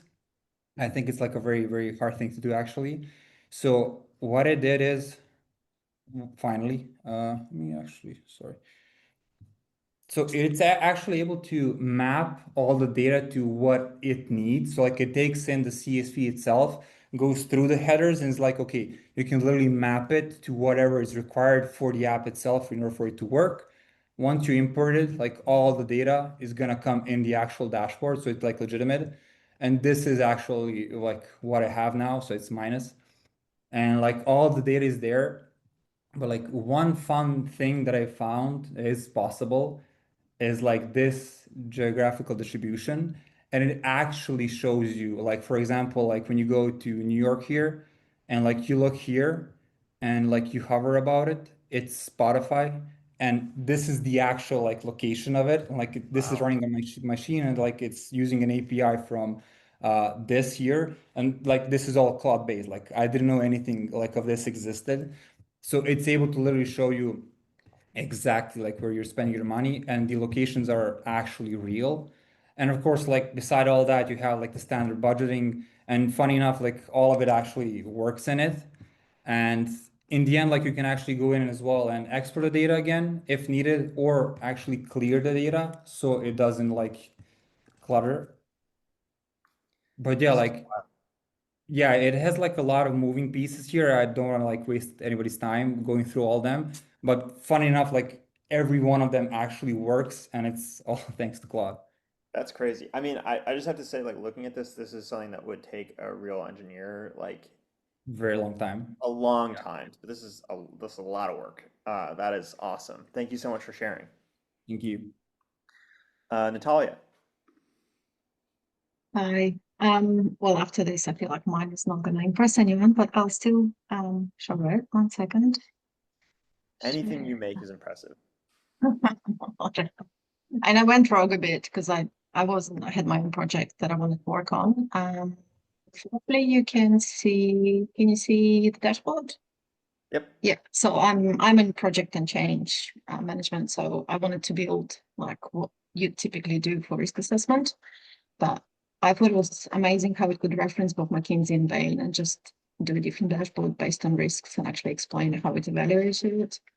But yeah, that's pretty much what I built.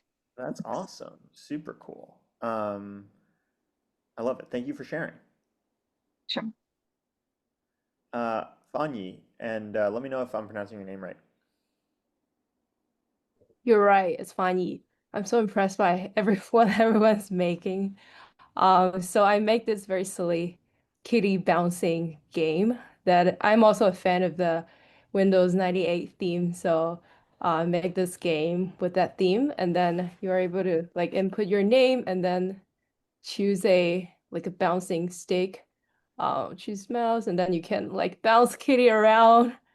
to earn some points. And then, yeah, that's it. I think the most impressive part is that I'm not a technical person, but I was able to ask Claude to help me push the product to GitHub and then like ask it to host it under my own URL. And it's like live right now. So it's pretty impressive. That's Yeah, that's awesome. it. Super cool. Share the URL in the chat so people can try it. Yes. Cool. Leandra. So I don't know how to share my screen. There's a green share button at the bottom of the Zoom. Or There ask we go. Claude. Okay. Okay, so how do I guess there. Can you see that? Yes, I see. We see that you have started screen sharing. I don't see your screen yet, but I assume that you are. Oh, hold on, I don't know. Hold on, I'm getting the will of death. Someone else can go. Oh, I guess I don't. You can't. If you can't, Yeah, I can't. we'll move on, but let us know if you wanna Yeah. try again. Lucia. All right. I built something other than the finance app. But it's also for personal like use. This is a microdosing journal app inspired by one of your sleeping podcast episode. I wanted to build an app for me to just like ramble and talk about like the imageries. But this is not functional because it doesn't have like the API, but essentially the idea is I can kind of draw out what the interface will look like if you're doing like a microdose, and then you can speak like your thoughts, and I'll transcribe into a journal entry. And then once it's saved, you can do like integration notes based on specific like practitioner or coaches like methodology, and then give you like integration protocols. Super cool. Very creative. Thanks for sharing. All right, that is the time that we have for demos. I think now, let me just check our presentation to make sure I'm not missing any important sections. I think we have a little bit of time just to do like a little bit of a recap and a little bit of some thinking about what you can build next. I'd actually love, I mean, there's so many ideas here, but I'm curious if people want to share ideas they have for what they want to build next, so that we can inspire the other people here for new projects that they can do. Is anyone thinking about something that they want to build? Maybe throw it in the chat if you have some ideas.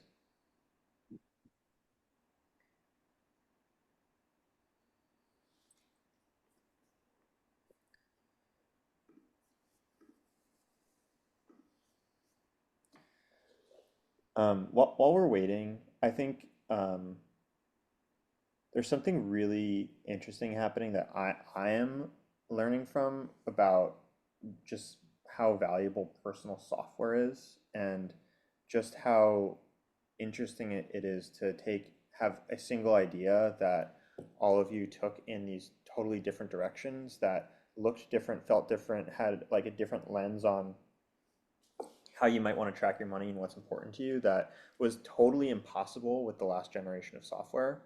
And also how far all of you have been able to take this in a single day.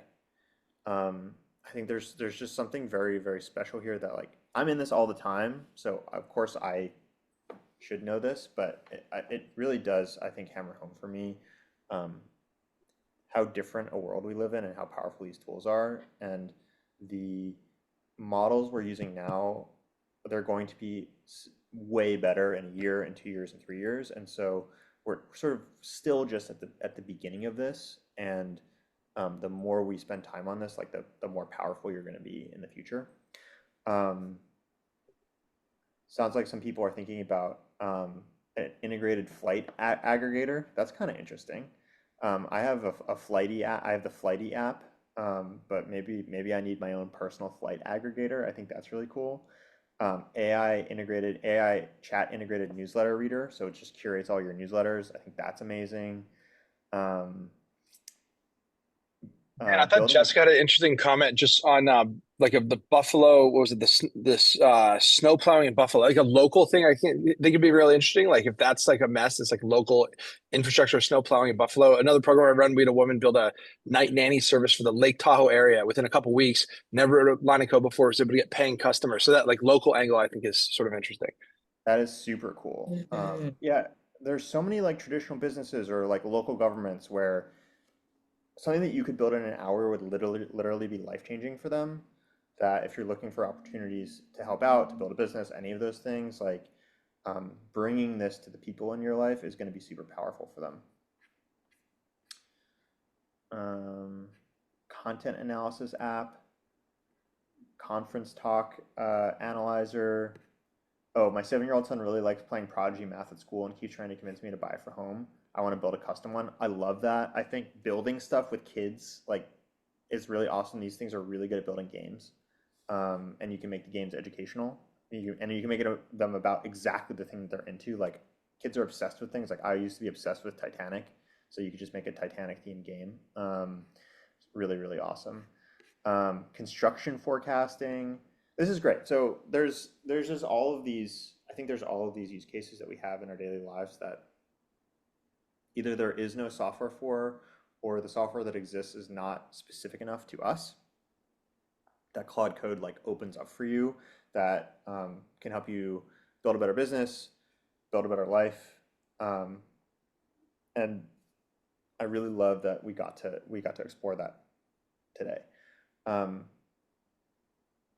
Yeah, we had a question on secure. I don't know if you want to move to Q&A or sorry, if it's a good time. There's a question from Kathy I thought was really potentially interesting. Just security concerns. Kathy, I don't know if you want to unmute and just talk through this question a little bit. I think it might be helpful for the group. That's a good question. We were just talking about it in our breakout, and my husband was just saying that his company just sent out this huge thing. Absolutely no Claude Code on any machine anywhere near their company. And I said, so you're just going to be, this is SiriusXM, by the way. Oh, so you're not going to be, you're not, SiriusXM isn't going to use AI? Like, so I just, explain it to me. I don't know.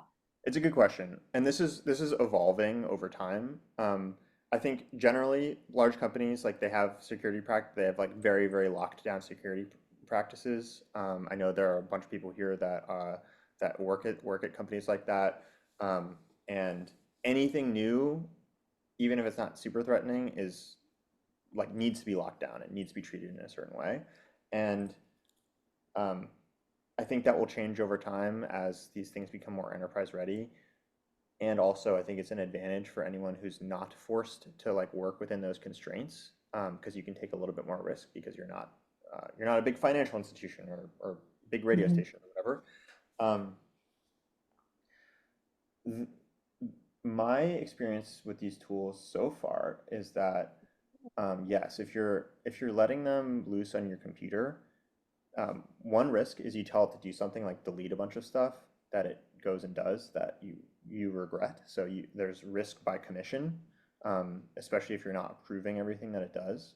So when we do dangerously bypass permission, that is a little bit dangerous. It can go follow your instructions and do something negative that you asked it to do.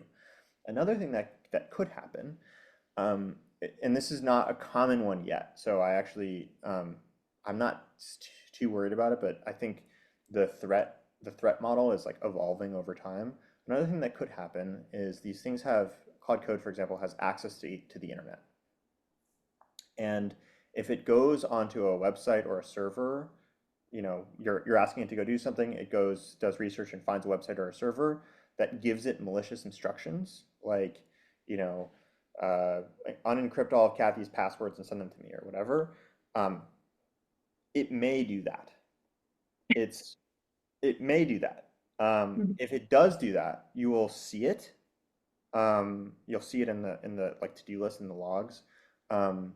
And it's a reason why maybe you want to like approve each thing that it does. I also think that this is very, very uncommon. Like I've never encountered this. and I've never heard of it actually happening, but it is a possibility that you should be aware of. So I think about I think a good mental model for this stuff is working with someone new that you don't know yet, and being maybe a little bit more watchful at the beginning and a little bit more cautious at the beginning of exactly what it's doing. And over time, you'll like learn to trust it and when to trust it and when not to trust it. And also, I think Anthropic and all these model providers are constantly updating how they think about these kinds of threats. But I would not take big company security policies as evidence of whether something is a problem or not. Yeah. So I'm downloading my bank statement. I'm putting it on my machine. I'm letting Claude do anything with it on my machine. I'm not giving it access to my bank account by doing that. You are not. If you have, if the bank statement, if your computer has any of your bank information on it, like there is a small possibility that a malicious prompt from some website could cause it to go find all that stuff and give it to them. But yeah, it Okay. doesn't automatically have access to your bank information. Will, do you want to keep doing Q&A? Yeah, I think we can do. If you, I see we have some hands that went up. Andrew, Chris, and Leandro. I don't know if you were going to share or do a question, but let's hear from these three. Oh, I was gonna show my thing. Let's see if I can do it this time. So I created basically an artist. Can you see this? Mm-hmm. Okay, great. I work with music artists and I basically wanted to create an interview extractor. So I take a transcript from a podcast, maybe on YouTube, and put it on and like just upload it, and then it pulls out a map, core themes, identity and narrative, business career ideas, marketing, brand tactic, yada yada. I didn't focus on making it attractive at all, but that will be my next step. That's awesome. I love it. Thank you. Thanks for sharing. Andrew. Yeah, I was just curious. I mean, I know some of the questions that we were getting was like, okay, how do I take this to the next step of being like a deployable app? I'm curious. I had done a different course through Maven, and the teacher had basically built like a default app that from Git we were able to like take and then build upon.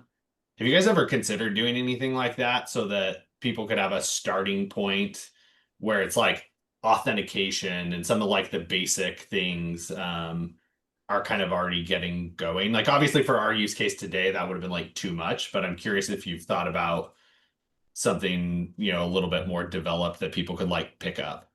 If this was a 4-week course, the next week that we would do probably most of this in an hour or two, and then the next week we would do like client and server, and then the next week we would do authentication, and then the next week we would like push it to production.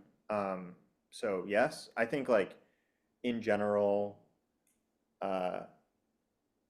giving people starting points when it's so easy to generate stuff is not necessarily that helpful. Maybe starting prompts.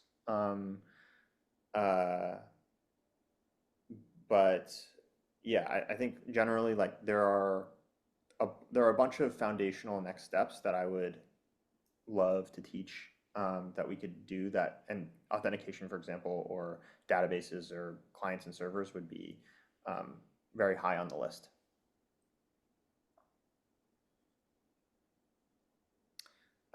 Chris. Yeah, one of the observations I had today, it's the first time ever using Terminal for me. I've been around product development for a number of years, but I've never coded, can't code. So set up Terminal for the first time. And one thing I noticed is like, despite how advanced and amazing Claude and everything AI is, the Terminal just feels so old school. It's like going back 20 or 30 years to go forward, 20 or 30 years. Is there any terminal besides the one that just comes pre-installed on the Mac that kind of actually feels like when you use Claude or Gemini like on the web and they have Canvas and like they have a UI that's kind of being built out that feels like it, elements, for example, like when I made that app, like I had to go in the browser, download that element from the browser onto the machine. It was just kind of going in circles to get there. So Great question. yeah. I use this terminal called Warp, and Warp it's a little bit like when you open it, it's essentially like already Claude code. Like it's a terminal agent. So you're using the terminal, but it is an AI itself. So you can say, hey, I want you to open Claude code, and it'll open Claude code instead of having to like type a bunch of stuff. You can use it in natural language. So I like Warp. Warp is pretty good because it has that AI thing, and then it also allows you to have multiple panes up, so you can have multiple terminal windows up on the same screen, which is kind of nice, especially if you're doing parallel work. But there are a couple one of them, a couple of these. If you just search like AI terminal, they'll all come up. I definitely recommend it. What's Okay. the one that you just recommended? Warp, warp.dev. Yep. And related to kind of the security questions that have been come up in the last few minutes, like, does anyone make a Chromebook that just comes pre-installed that you can kind of play with the stuff on the side, build things on the side that are like pre-installed so you don't have to use your main machine with everything else that you have installed? Not that I know of, but it's a cool idea, and you could probably buy a used laptop and get that. You could also just like run a virtual machine on the internet. A really easy way to do this is if you know Replit, you could actually run Claude code inside of Replit, and that's just a terminal that you can use that's sandboxed to that environment. Got it. Cool. Thanks. Oh, and another important thing to know, we've been starting Claude Code from your root folder, so it has access to your whole computer, which helps make it easy for you guys to use. But it's by default sandboxed to whatever folder you start it in. So you could start it in a some subfolder somewhere in your machine where it really only has access to what's there. Kristen. I have so many different directions my brain's going today. It's just been amazing. But I'm curious as product builders for you guys, how you just said something really profound about like, this is the era of personal software. And I'm just like, how do you see this ball bouncing from your seat? You're obviously building products, but you're also teaching the world how to build products themselves, you know? So it's like, and this is a broader industry question that I think a lot of us are facing. Any thoughts? So your question is like, what is the future of software? Sort of, yeah, like SaaS is changing, and yeah, like I mean, right now we're in this like middle period where people like us are around this table learning this stuff, but like in 3 years, this is going to be maybe more common that there's easier tools for everybody to be using. I don't know. Yeah, I tend to think a good analogy for what is going to happen in one part of the world is in a similar way where in order to make a good photo, you used to have to know how to use Photoshop, and then Instagram came along. We're moving to a world where that's the case for building software. Is like you actually don't need to be a developer. You can like make something that's yours with these tools.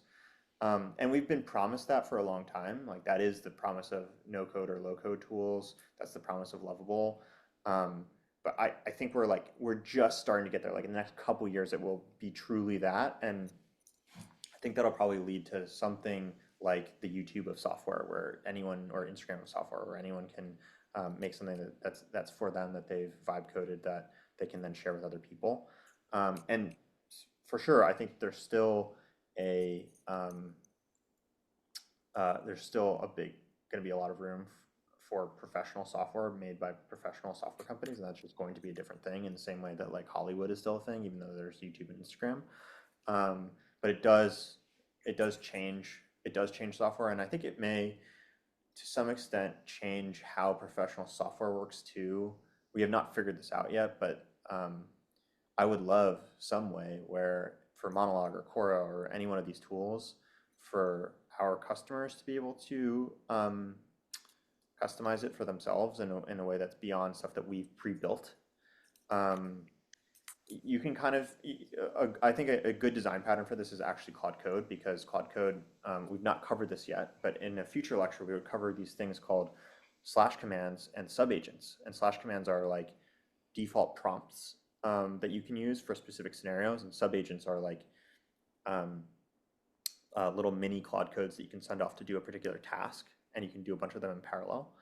And you get to customize your slash commands and subagents. So you get to essentially, by writing a prompt, you you're writing the code for how Claude Code behaves in certain circumstances. And so you get to customize it in a really, really powerful way that would not be possible like with other kinds of software that didn't work by like inputting text. So I think there's probably a lot of room for that in other sorts of apps, and that's a good design pattern that we're trying to figure out how to do ourselves.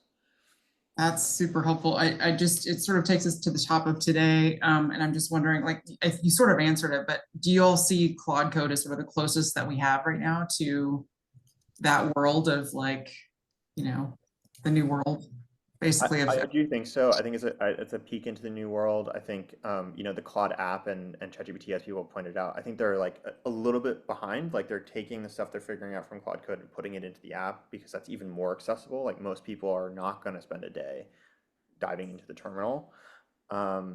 So whatever Claude Code can do now, I think the Claude app will be able to do in a year or two, and it'll just keep getting better.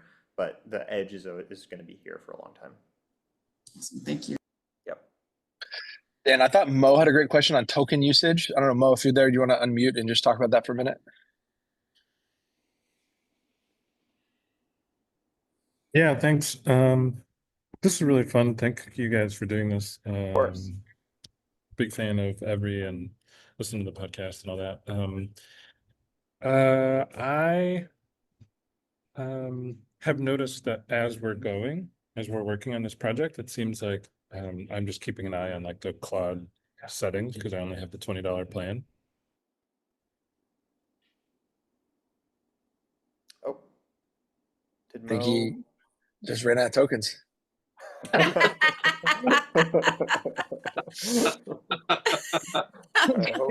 Hopefully he joins back. That's your stand-up comedy side, Will. I love it. Love it. Any other questions? Same question then. So maybe, I don't know if Moore was going to ask that, but do you suggest that top-ups, or you think max plan kind of is the better option? Like if you continue to build, realistically speaking, top-ups probably gonna result Yeah, in the same as max, yeah? I would say for now, like, because you did this today, it like who knows what you're going to do tomorrow. So for now, just topping yourself up as you're getting used to it, so you're not spending a ton of money, I think is probably a good idea. But if you find that you're using it regularly, definitely do a max plan.